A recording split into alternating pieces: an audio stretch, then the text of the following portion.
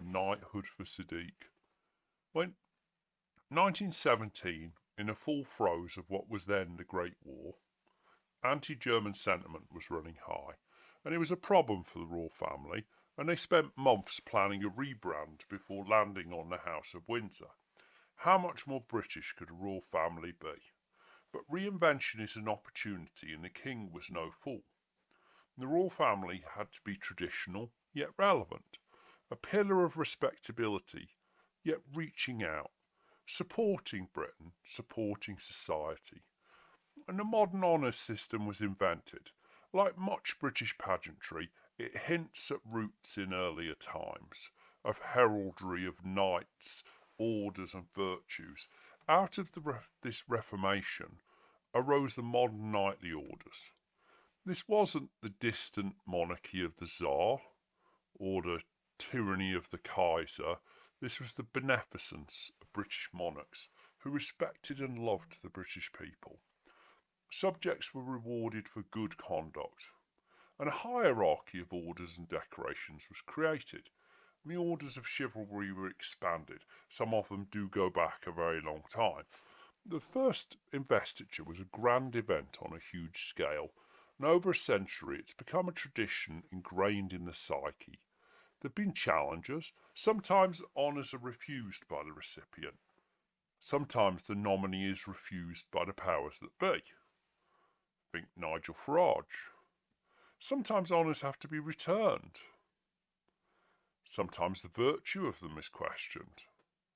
And there are many honours given to those that you would question. I knew a horrible man who was always looking to volunteer for positions that would give him kudos and standing. He was knighted. Going back hundreds of years, France actually had the sale of officers, but Britain did not. Honours were earned, not sold. Now, there can be debate over how they're earned. There's plenty of people in the Lords whose great-great-great-grandfather slept with the right person or chose the right side in a battle. But in recent years, there have been plenty of questionable knighthoods. Tory party donors, PPE profiteers, hairdressers. So it's time for change, and what have Labour given us? A man with a law to protect his and only his pension has his fingerprints on the knighthood for Sadiq Khan. It may just be appearance, but appearance matters in politics. Sadiq's the man who brought ULEZ to London against the will of the people, who used dubious reports to claim pollution improvements which don't seem to add up. A man who runs the capital's police and says he doesn't feel safe. Well, that's all right for you. That's on you. How do you think we feel? A man who supports the gangster over the policeman. A man who puts his face on every building funded by central government. A man who decries anyone he thinks is different to him.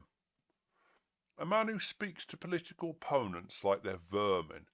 It's almost entertaining to watch when he's questioned by the leaders of other groups within the city assembly. It's just stunning the way he speaks to them. It shows a contempt and disdain for democracy, oversight and freedom of thought. Anyone who doesn't kiss his feet is treated like trash in those meetings. I live in London and I struggle to see a single thing that has got better since he was elected. I struggle to see what single thing he's done to earn this honour. I remember Ken Livingstone riding on the tube.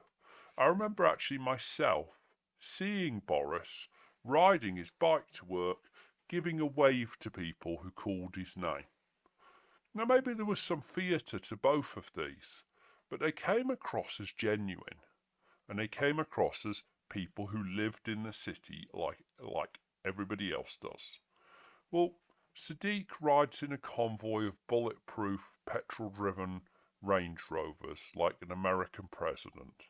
He stands above Londoners as lord and master. Maybe that's just appearance, but that's how it looks to me.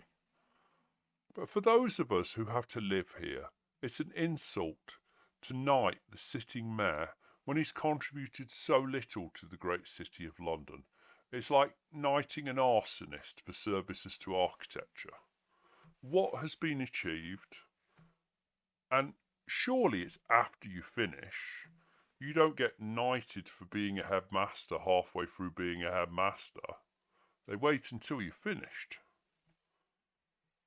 Well, I have no hope that the honour system will be reformed or improved. It really does seem now to be a reward and almost a cronyism. And it demeans the entire process, and it demeans the great honour which is given out to people who've done great things. And it's very disappointing, especially since I have to live in London.